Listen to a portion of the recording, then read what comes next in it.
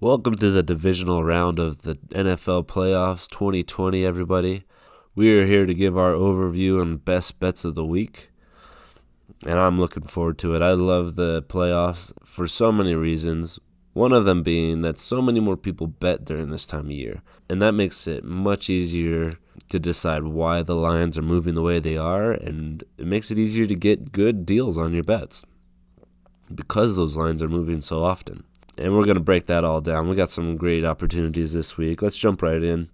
We got 4 games, 8 great teams this week. I want you to approach this week's bets from the perspective of the average uneducated bettor. It'll help you understand why these lines are the way they are and why they're moving as quickly as they are, and understand why they move when they move. First off, all the games are pretty even. And when you look at the matchups that we have this week, the average bettor is going to assume that the biggest mismatch is going to be Titans against the Ravens. All anybody's ever heard about this year is Lamar Jackson, and that's generated some fear and respect, and a lot of bets are going to be heading that way. We'll talk about that in just a second, but actually the biggest mismatch of this week is the Vikings against the 49ers.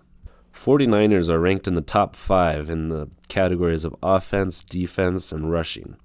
Passing is their worst category that they're ranked in, but they're still far ahead of the Vikings in that sense as well.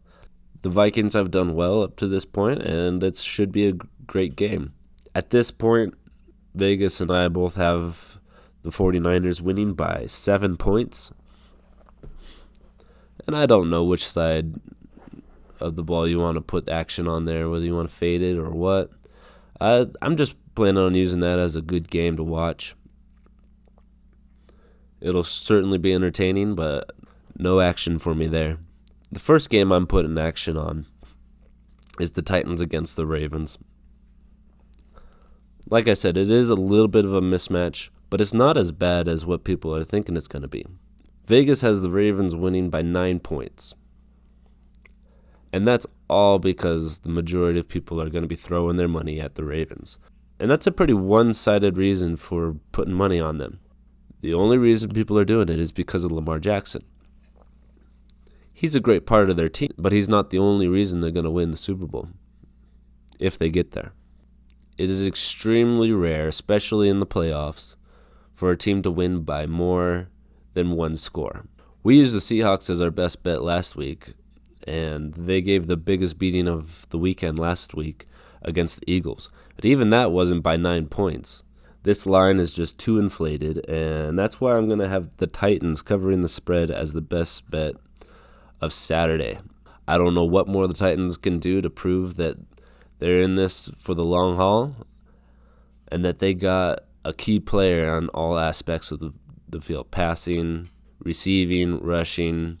Even their defense is something to be admired. So it's going to be a lot closer than 9 points, and that puts it well into the category of best bets for me. In a very similar situation coming Sunday, you have the Texans against the Chiefs. The Texans did great, and they weren't even at full capacity. They got most of their players back. J.J. Watt's back. He did good. If Will Fuller were to come back, in my mind, that would really complete this team and make them dangerous in every area of the field. It doesn't matter who the opponent is. Not this year. Which again makes me confused as to why there's a 9.5 point spread in favor of the Chiefs.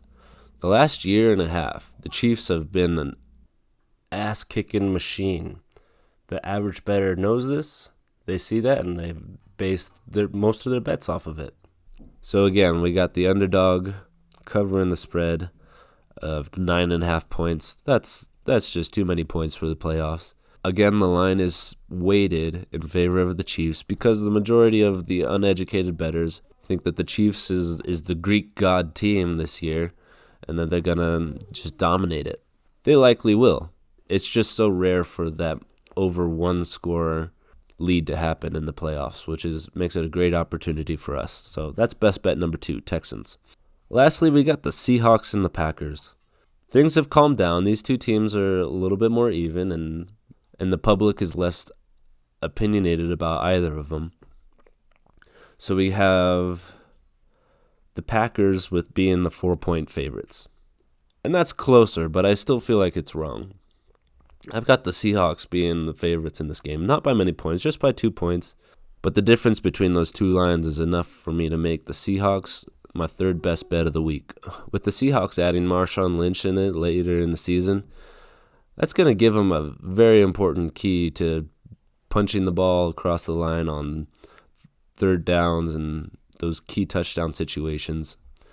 Might just tip the scales enough in their favor to give them the win in this game. In addition, the Packers, great team that they are, have also not been able to bring it in a lot of the key situations this year. They've lost some games that are frankly confusing as to why they lost, and you just can't have that when you come into the playoffs. You got to bring it 100% all the time, and that's exactly what the Seahawks do. They've been very consistent. They've shown up and brought 100% of their game, and we've made money off of them as a best bet a couple times this year already, just because of that consistency that they've brought. So the Seahawks to cover +4, as well as the Texans at +9.5, and the Titans to cover it with 9 points are going to make our 3 best bets for this divisional playoff round. Thanks for joining us here at Know the Odds. Go check out knowtheodds.net and stay informed on all of your betting and stay informed on all of your bets this year. Best of luck to you guys and happy gambling.